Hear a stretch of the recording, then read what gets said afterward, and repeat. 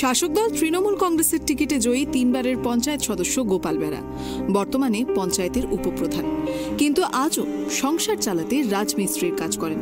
অপরদিকে এই রাজ্যে প্রায় রোজই খবরের শিরোনামে থাকে শাসক দলের নেতা, মন্ত্রী, বিধায়ক থেকে শুরু করে সাংসদ বা কাউন্সিলর, পঞ্চায়েত সদস্যদের অর্থনৈতিক শ্রীবৃদ্ধি।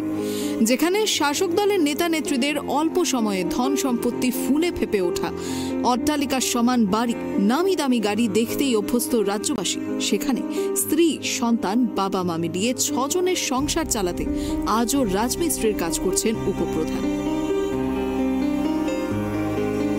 গোপাল বেরা 15 বছর হলো এই ভোটে দাঁড়াইছে। 15 বছরে কিছু পায়নি, লোকের পাশে আছে সব সময়। লোককে ঘর দর দিচ্ছে, তার ঘরও নাই, দরও নাই, মাটির ঘর। আর সে উপরন্ত লেবার মিস্ত্রির কাজ করে, তার তো সংসার চালাইতে হবে।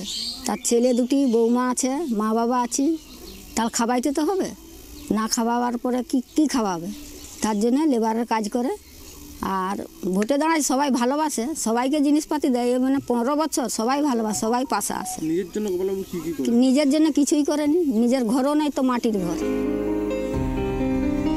সেই বাম আমলে অদম্য লড়াই করে রাজনৈতিক জমি পোক্ত করেছিলেন গোপাল।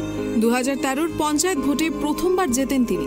এরপর 2018 পঞ্চায়েত ভোটেও জেতেন। 2023 পঞ্চায়েত ভোটে জেতার পর তাকে চুপকা গ্রাম পঞ্চায়েত উপপ্রধান করে তৃণমূল। প্রতিবারই ওই পঞ্চায়েতের মধ্যে সর্বোচ্চ ভোট পেয়েছেন রাজমিস্ত্রি গোপাল বেরা।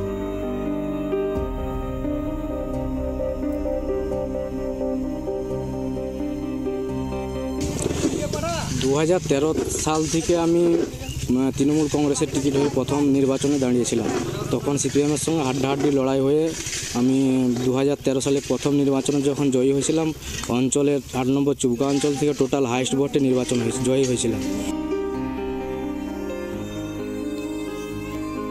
গোপালের দাবি, তিনি সৎ পথে চলেন বলেই গ্রামের মানুষ তার উপর বারবার আস্থা রাখছেন। দলের অন্যান্য নেতারা যখন বড় বড় গাড়ি হাঁকিয়ে ঘোরেন, গোপাল তখন ছেনি, হাতুড়ি, কুর্নি, পাটা ইত্যাদি নিয়ে ব্যস্ত থাকেন কোনো বাড়ির দেওয়াল গাঁথতে।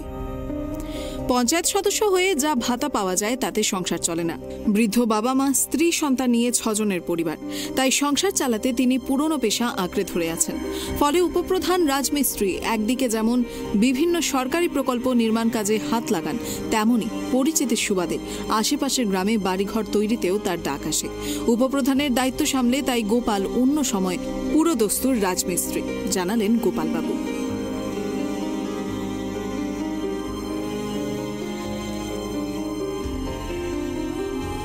কারণ হচ্ছে, আমি যদি আজকে দুবারের পঞ্চায়েত, একবার উপপ্রধান, এই 2023-এ উপপ্রধান সিটে আছি। কারণ হচ্ছে, আমি যদি দুর্নীতিগ্রস্ত বা দুর্নীতির সঙ্গে জড়িত থাকতাম, কারণ আমার গ্রামের মানুষ আমাকে এত ভোটে, বিপুল ভোটে জয়ী করতো নি, বা আমার পাশে থাকতো নি, বা আমাকে ভালোবাসতো নি। ঝাড়গ্রাম ব্লকের চুকবা গ্রাম পঞ্চায়েত এলাকায় গেলেই রাজমিস্ত্রি গোপাল বেরা যেমন জনপ্রিয়, ঠিক তেমনি উপপ্রধান হিসেবেও সমান সম্মানীয়। সকলেই এই সহজ সরল তরুণকে পছন্দ করেন। উপপ্রধানের মতো পদে বসেও তার পা মাটিতে, কোনো রকম দুর্নীতির সঙ্গে জড়িত নন তিনি।